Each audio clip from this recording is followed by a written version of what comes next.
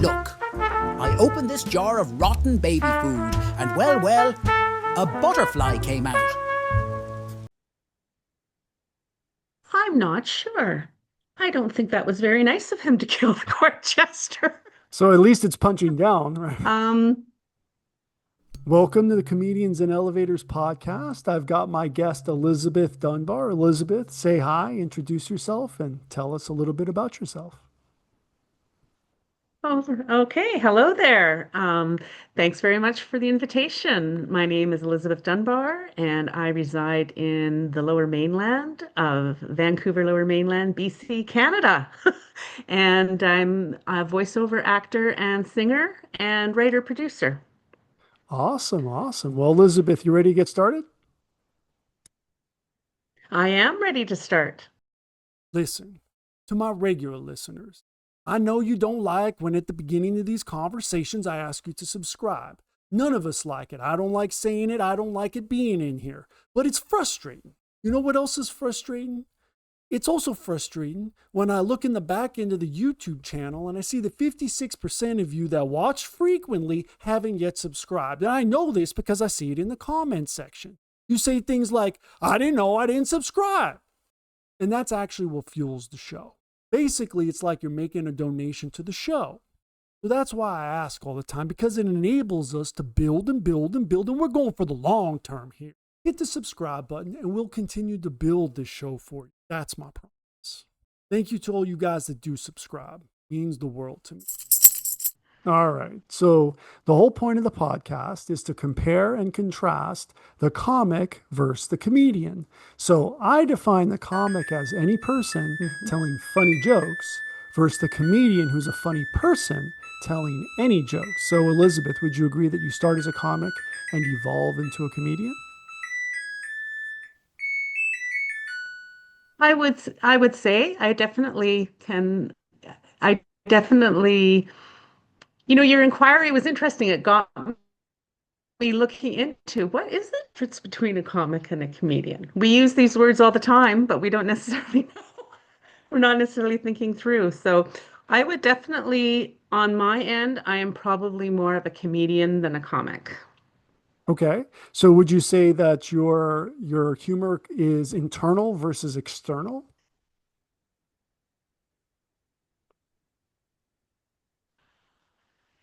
Yes, and that's the interest.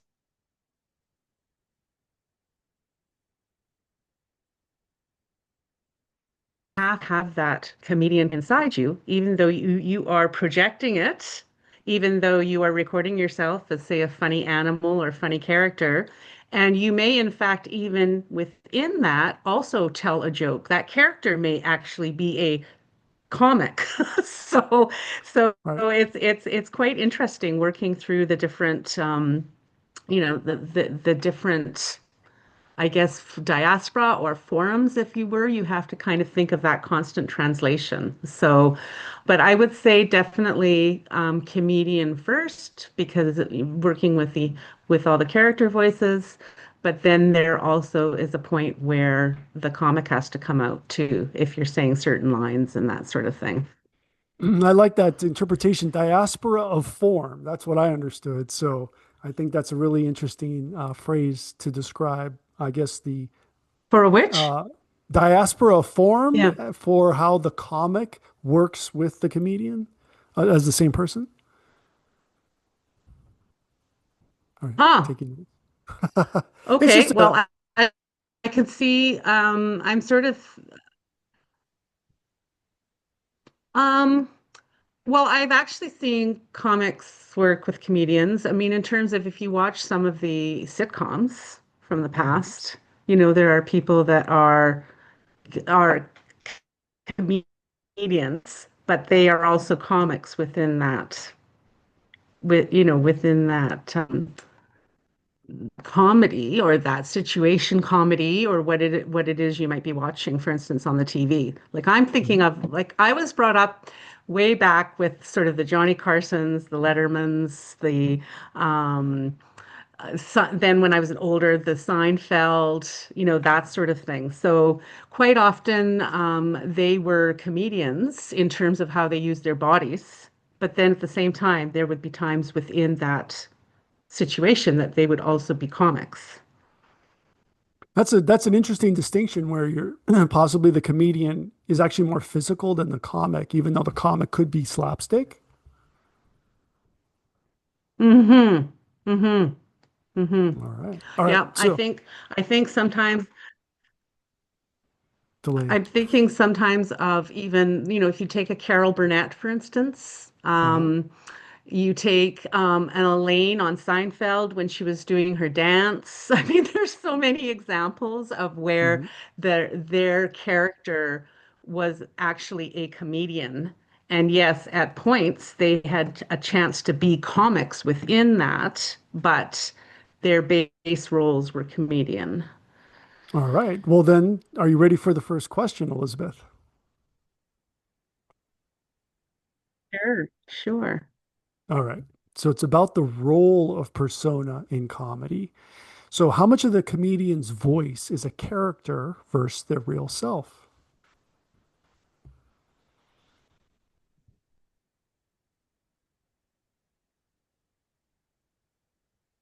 I actually think a comedian is very much themselves, no matter how much of a character they're being. I think to have that authenticity and to be truly funny, I think that comedian has to be part of that person's persona. I think it can be practiced, learned, rehearsed to a certain extent, but I think I'm suspecting the really good comedians they're funny people all around. And they know how to look at themselves from a comical sense. And so if they're a really good comedian, I think that that is already inherent. And then they can move into the character probably a bit more freely because they're using their authentic comedian selves.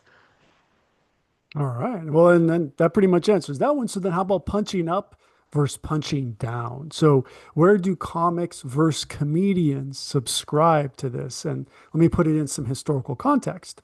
Did a jealous medieval prince become the first comedian by killing the court jester? Did a jealous medieval prince become a comedian by killing the court jester? Hmm. Beady, beady, beady, beady. I'm not sure.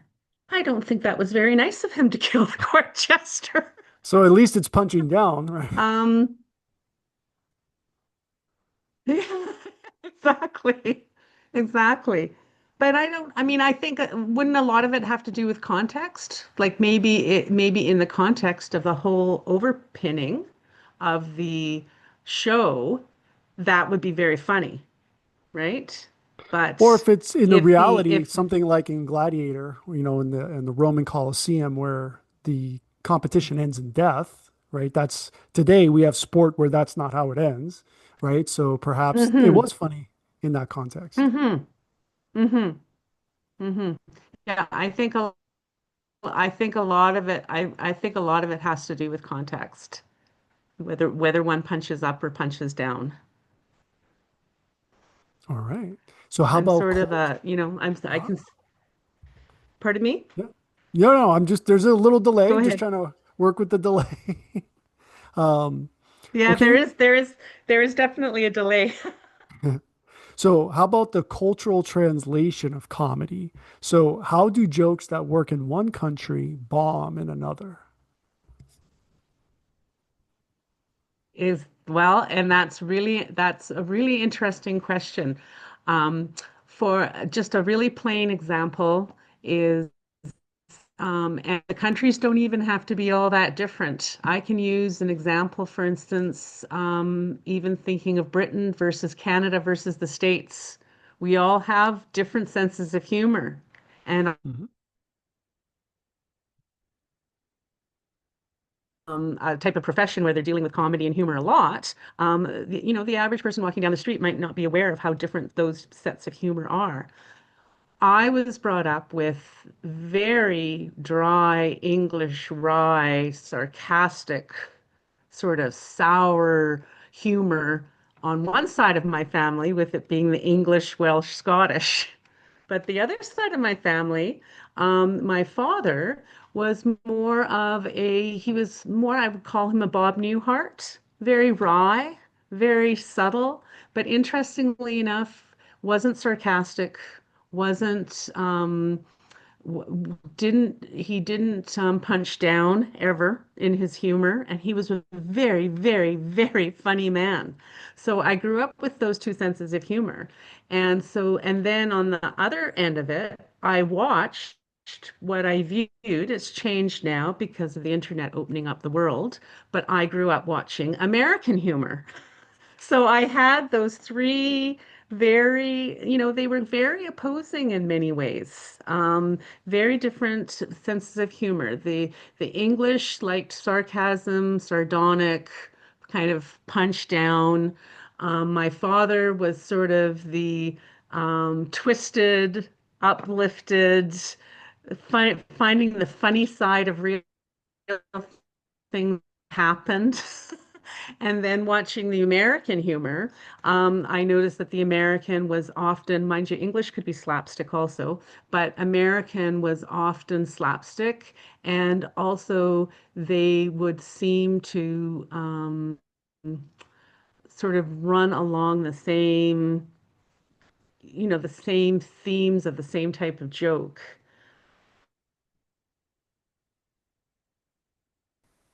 On the surface, somebody might think that we all sort of have similar senses of humors. And there again, it's changed, right? With all the immigration in both countries and all the three countries, all the three regions, that it's constantly changing and evolving just because of other influences. So, yeah, Well, it is it interesting sounds like you like how orange. something you could say that's really funny in the States.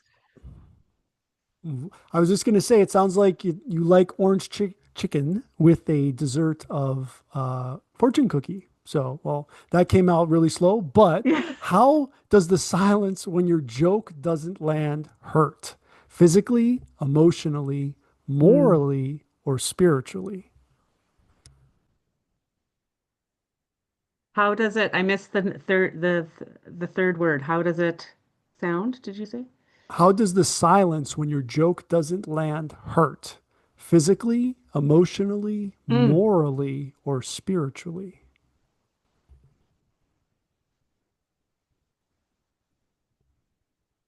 Well, I think it's capable of affecting the receiver in all those ways and the person who's giving the joke in all those ways. I mean, a lot of it depends on sort of what the cost is. I mean, I would say socially and culturally could definitely apply whether you're a comic or comedian.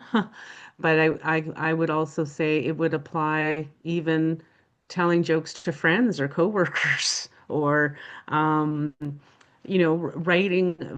One needs to be, because I'm also a writer and I'm writing anime, I do need to be very cognizant of what I find very funny may not be funny to my audience. So you see, I'm writing more from an audience perspective of how my joke will land on them. Hmm. And I hope, I try most of the time that if my joke will land fairly on them, then um, if if it doesn't land because they don't find it funny, it's that for me would be um, an easier adjustment than if I'm sort of tone deaf and have no idea who I'm really talking to, no idea who I'm receiving the feedback from. Um, I think that's much harder when a comedian or comic is a little bit deaf with their audiences. So, All right. So, how about love and I can see justice? it affecting, I can see it affect, I bet. I'm not trying to interrupt. It looks like Justice a and love and what was the justice. other word? So love and justice. So is the highest function of comedy to expose injustice or to make people feel less alone while living with it?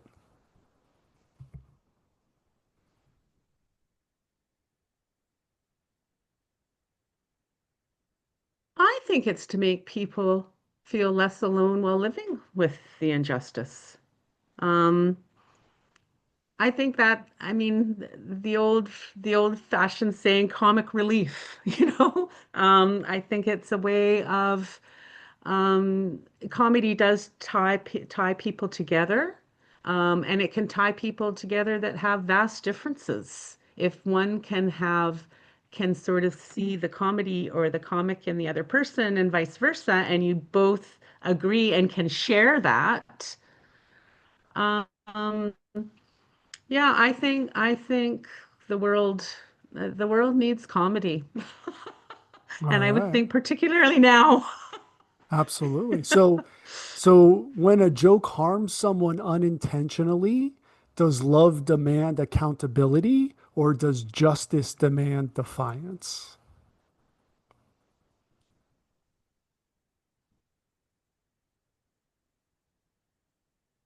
I think, well, I'm a person that thinks love and accountability should always go together. Um, in terms of justice, uh,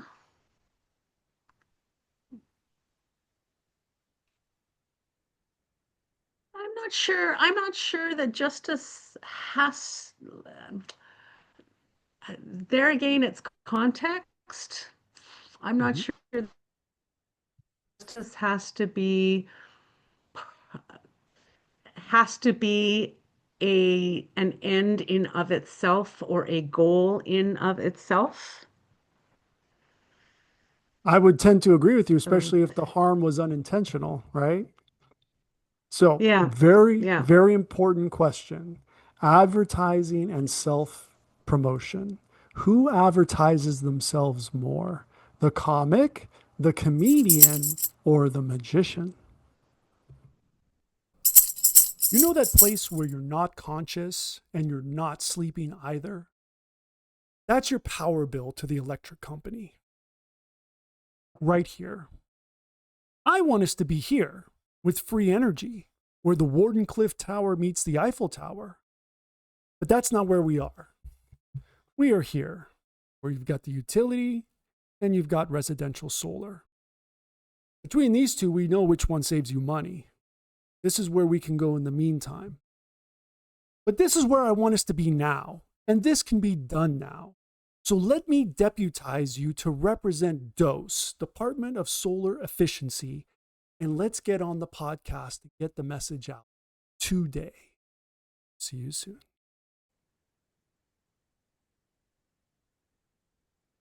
Hmm. Who advertises themselves more?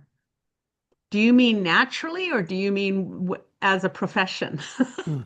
I'm not sure what natural advertising would be. Can you give an example? Well, advertising meaning like, are you talking like from a professional level? Like which one of these three would probably be more involved in advertising and promoting themselves? Or are you talking about just naturally, how they naturally are?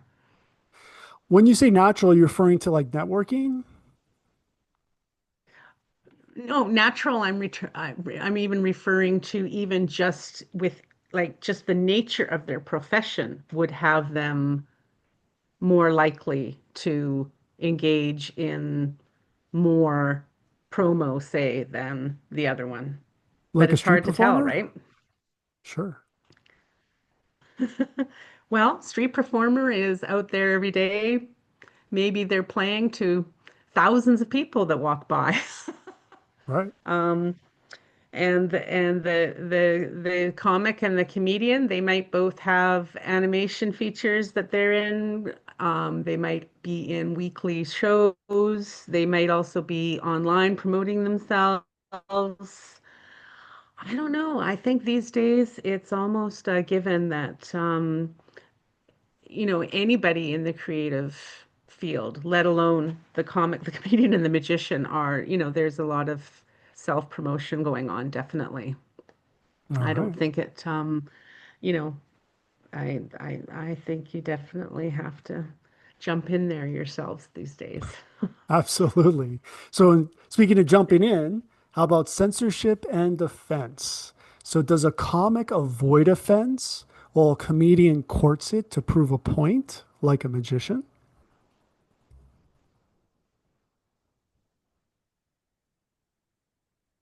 Offense.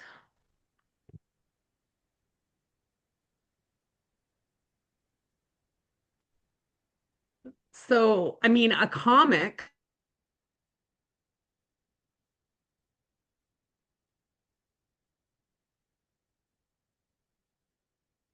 that can be part of, especially if they're, I mean, particularly if they're punching down, um, that can be definitely offense.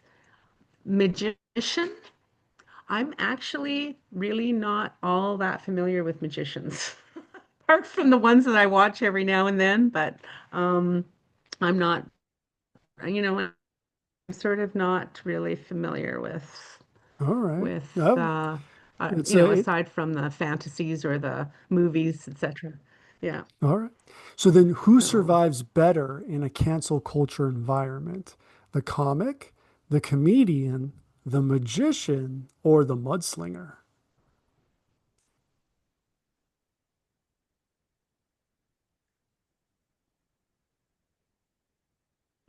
um, I guess it depends on what your definition of survival is. I think, unfortunately, we are probably in a day where mudslingers do quite well. Um, in terms of surviving oneself and being able to live with oneself, I would say definitely the comedian. It goes back to that inner, if you have that inner comedian and are able to look at life in fun ways, in funny ways, not blind to what's not funny, but just a way of almost being able to look after yourself or soothe yourself. I think being a comedian really helps. A comic, um, yeah,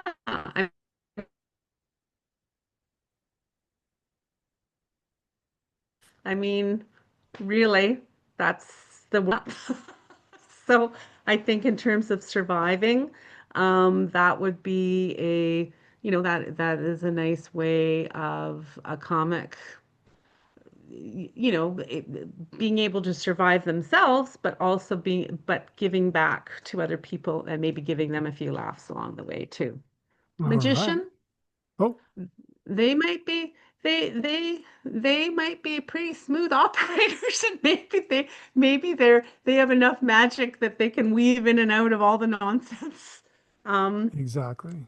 and sort of I would call it sort of almost constantly ducking behind that tree because they knew how to sort of get themselves out of that situation. But All I would right. think, in terms of just personal peacefulness, I sort of think of, comedian or comic, definitely. All right. So, Elizabeth, are you ready to enter the multiverse? The which? The There's a multiverse. Are bit you of a ready? delay. Are you are you ready to enter the multiverse? Okay, All sure. right. Board game Zoomcast, play versus performance. So, if comedy were a board game Zoomcast, are you competing as the colorist, adding tone, mood, and shading, or the Foley artist, building punchlines with soundscapes and timing?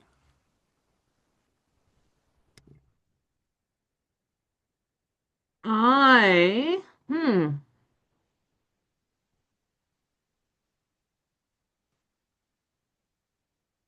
I would probably say the latter, building soundscapes and building soundscapes, audioscapes, punchlines. That would probably definitely be be my gig.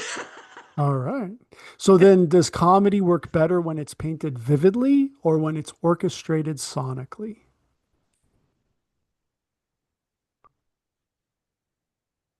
Hmm.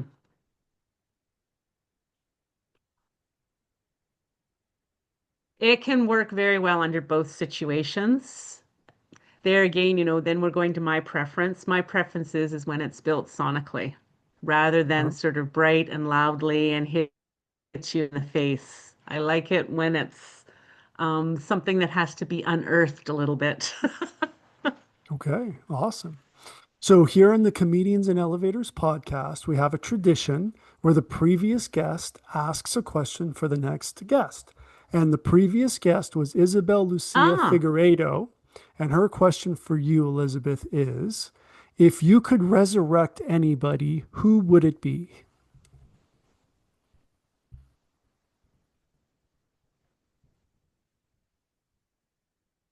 if I could, sorry, Resurrect there's a delay. anybody, who would it If be? I could oh, Resurrect. if I could resurrect anybody. Yeah. Oh, wow, that's a toughie because it would be so interesting to meet so many people. Um,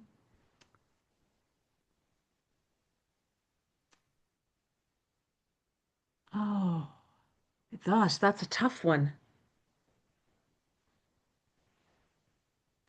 You know, I think I sort of instantly go to some famous people or celebrities that I would have had a love to have had a chance to talk to.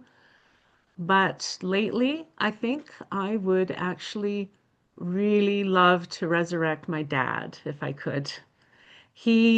There's a lot that I would love to learn about him. I've discovered quite a few things about him and going through some trunks and cases, and he had a really very interesting life. And I guess as his daughter, I was always behaving like his daughter as opposed to asking him about the really interesting things in life that now kind of the door is closed on that. So All right.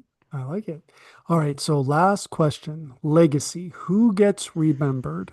Will the comics Tight Five survive time, or will the comedian's cultural point of view be more timeless?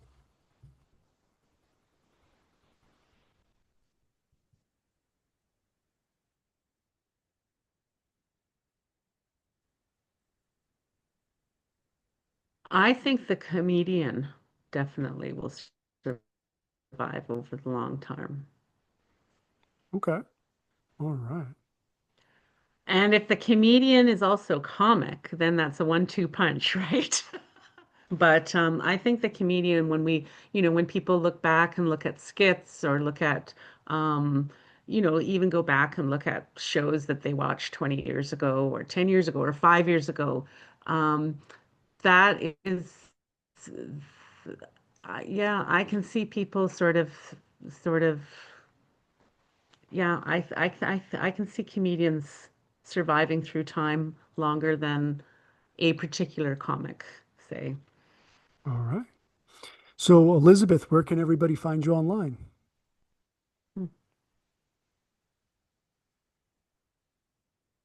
Okay. Where can everyone find you online? Oh, where can everybody find me online? They can find me on YouTube at Elizabeth Dunbar Vocal Lens, or you can certainly follow my Instagram at Regular Dunbar. All right. Awesome.